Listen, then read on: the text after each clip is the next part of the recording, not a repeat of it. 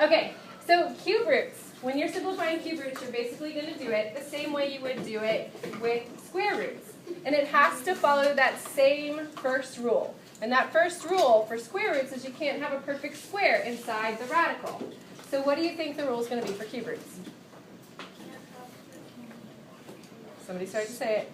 Kathleen? You can't have a perfect cube inside of the radical. Very good. You can't have a perfect cube inside the radical.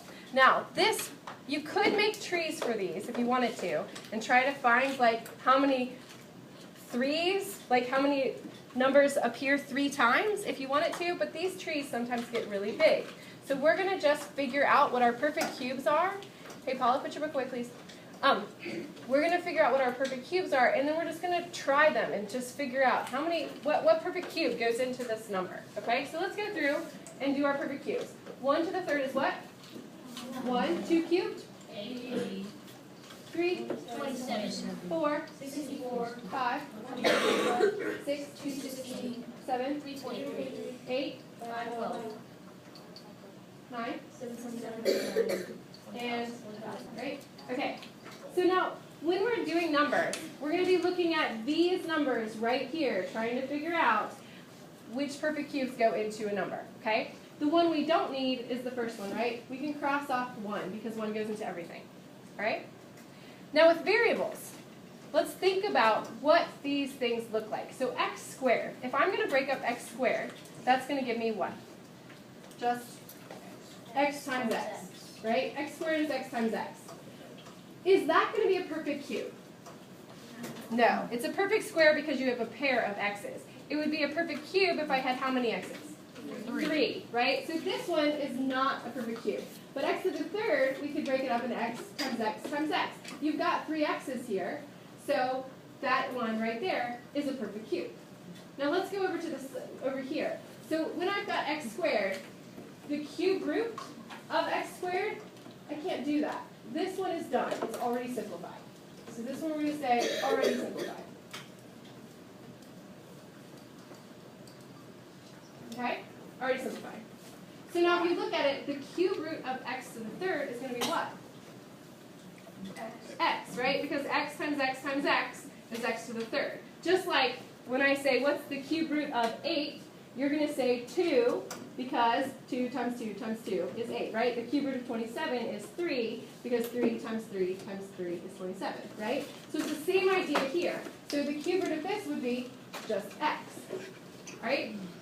Now I also want to point out, when you're looking at cube roots, they have to put this little 3 here. Because if the little 3 isn't there, what is it that I'm asking for? The square root. Good. All right, so now x to the fourth. X to the fourth is x times x times x times x. Is that a perfect cube? No. No, it's not a perfect cube, but do I have a perfect cube in this? Yes. I do. I have 1 instead of 3, which I want you to think about this. X times x times x, that right there is just x to the third. So if I'm going to find the cube root of x to the fourth, basically you're going to say, well, that's x to the third times x. You agree, right? That's x to the third times x gives me x to the fourth. X to the third is my perfect cube. It comes out to become a x, and I'm left on the inside with just a cube root of x. Right, x to the fifth. X to the fifth, I'm going to do x times x times x times x. There's one more x. Is this a perfect cube? No, but I do have a perfect cube in it, right? Because I have this group of 3. So if you think about this, if I'm going to find the cube root of x to the fifth, it's going to be cube root of x to the third times x, right? And this is your perfect cube. The cube root of x to the third is x. And I'm left with, oops, that should say x to the second, because we're trying to get x to the fifth. Sorry about that, I forgot my 2. And then you've got cube root x to the second on the inside. Follow so far? Is x to the sixth a perfect cube? Yeah. What's going to be the cube root of x to the sixth? How many groups of 3 x's do I have, Paula? It's going to be x to the second, right? Because I've got 2 groups here of x to the thirds, right? So the cube root of x to the sixth is x to the second, because I'm going to pull out this x's and that group of x's. You have two groups of x's, x times x is x squared. Or you could think of it this way, x squared times x squared times x squared is x to the 6th. All right, what about x to the 7th? Is that going to be a perfect cube? No. No, but does it have a perfect cube in it? Yes. Yes, right? If I wrote out 7 of these,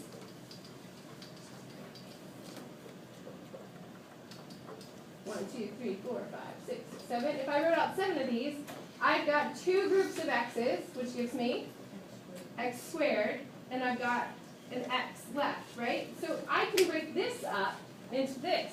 X to the 7th, I can say, is the same as saying the cube root of x to the 6th times x, which is then going to give me x to the 3rd cube root of x. Make sense so far? All right, we are going to make an assumption later, but let's finish filling out the chart. Is the cube root of, or is x to the 8th going to be a perfect cube? No. But, is there a perfect cube in x to the 8th? What is the perfect cube that's in x to the 8th? Yes? That wouldn't be x to the 3rd. Oh, I'm sorry, it's x squared. Goodness gracious. I'm making all sorts of crazy errors. Thank you. So that's x squared, because the cube root of x to the 6th is x squared, because we have two groups of 3 x's. All right, here, how many groups of x's do I have? I have two groups of 3 x's again, with 2 left over, right? So if you think about this, this is 1, 2, 3, 4, 5, 6. We could break x to the 8th into the cube root of x to the 6th times x. And x to the 6th is my perfect cube.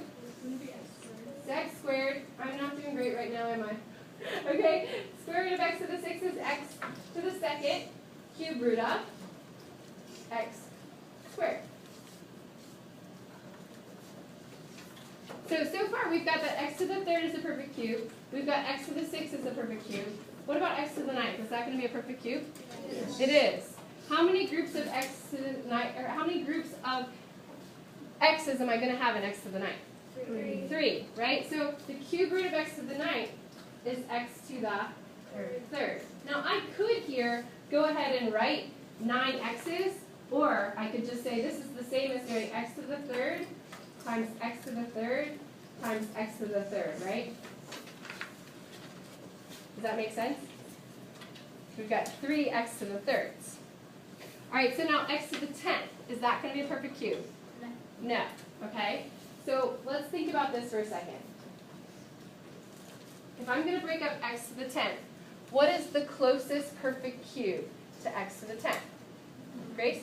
X to the 3rd cube root of. Okay, so the answer is going to be x to the 3rd cube root of x. I broke the x to the 10th up into x to the 9th times x. Is x to the 11th going to be a perfect cube? No. But what will the answer end up being?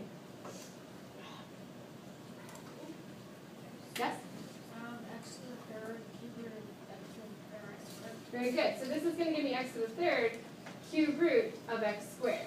Because if I want to break this up, I can break this into the cube root of x to the 9th times x squared. All right, so now we're going to go back and we're going to make some assumptions. Because what if I say, find the cube root of x to the 100th, or something like that. So let's go through and look at all of my answers. So my perfect cubes first. What do you notice about my perfect cubes? Zach? Multiples of 3. Good. The exponents are multiples of 3. Okay? Because if you think about it, my perfect squares with exponents, what you're doing when you find the square root of it is you're dividing by 2. Here, what am I trying to do with my exponents when I'm finding the cube root? You divide it by 3, right? 3 divided by, right here, cube root of x to the 3rd, you divide that by 3, you get x. This one, x to the 6th, divide that by 3, you get 2. Divide that by 3, you get 3. Okay? So if the number isn't divisible by 3, look at what's left in the radical. The radical, inside the radical, I only have an x or what? An x squared. Because x and x squared are the only two numbers that can't get broken up anymore in a cube root. So with square roots, what do we always have left on the inside? just an x if it was odd. But now, if your number's not divisible by 3, you're either going to leave one x or two x's on the inside. So what you're trying to do when you break these up, when you break up like the bigger numbers, you're trying to think, okay, if I pull out an x, will I have a number divisible by 3? If you don't, then you pull out x squared, and you're going to have a number divisible by 3 because every third number is divisible by 3. So you can either pull out an x or pull out an x squared. Does that make sense? Questions? Okay, so the thing at the bottom, what would I fill into the blank there? Yes, multiples of 3. So variable raised to a power that is a multiple of 3 is a perfect cube. Okay? All right, now so you have your list of perfect cubes written at the top, written on the side of your paper already.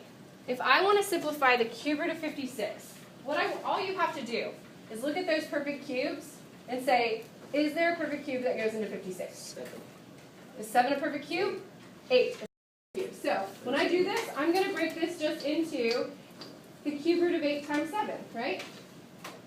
And then 8 is my perfect cube. What's the cube root of 8? 2. So we find that goes on the outside. So I've got 2 cube root of 7. And you're done. Because there's not a perfect cube that goes into 7. Right? Because the smallest perfect cube we're looking for is 8. Right? So any number below 8 is already simplified. Let's look at 640. If you need to, use your calculator, but this one's pretty obvious. What's the perfect cube that goes into 640? 64. So I'm going to break this into the cube root of 64 times 10. Right? What's the cube root of 64? 4. The square root of 64 is 8, so be careful. The cube root of 64 is 4, because we're looking for the 3 4s, right? So you pull that out, and you have a 4, and you're left with the cube root of 10. Is there a perfect cube that goes into 10? Nope. You can just do 5 times 2, 10 times 1. No. So you're done with that one. Okay? All right, so the next one, cube root of 625. Look at your cube roots. I'm actually going to call somebody. Rachel.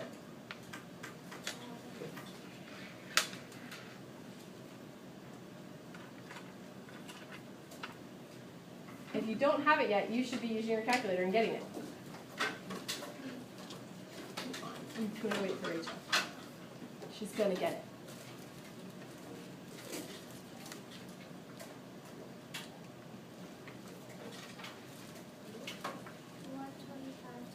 Very good. 125 times 5. So cube root would be 125 times 5. And then now the cube root of 125 is what? 5, right? So we've got 5 cube root of 5. Done. All right, everybody try the next one right now.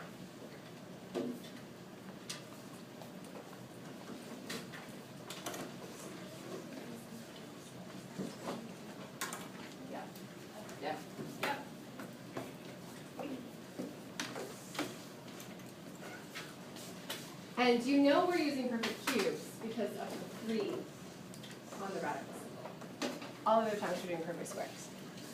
All right. Ellie, do you have it? No. You don't? Where's your calculator? Don't worry about it. Grace. For the cube root of 7. What is it? 4 and then the cube root of 7. 4 cube root of 7, is she right? Yes. Yes, because this breaks into 64 times 7, right? So the cube root of 64 is 4, so it's 4 cube root of 7. Are we good? Yeah? Yeah? Okay, let's move on to the back where we have variables.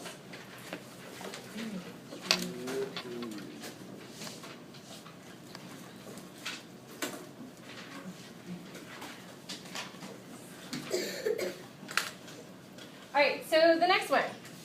Cube root of 54, x to the 6. Paula, what do you think? Is there a perfect cube that goes into 54? Yeah, what is it?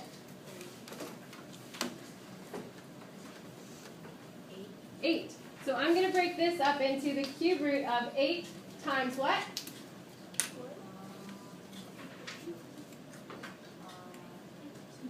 Nope. What goes into 54?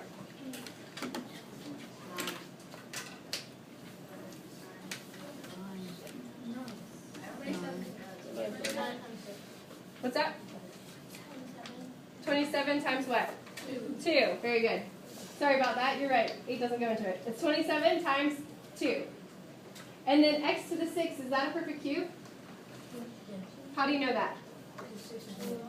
Good, because the exponent is divisible by 3, right? So I'm just going to leave that alone. So now my perfect cubes here are 27 and x to the 6, so those have to come out. Paula, what is the cube root of 27? 3. So I have 3. What's the cube root of x to the 6?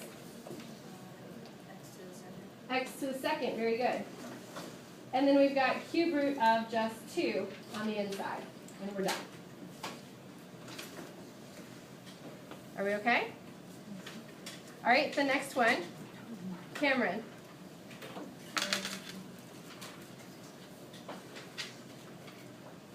Eight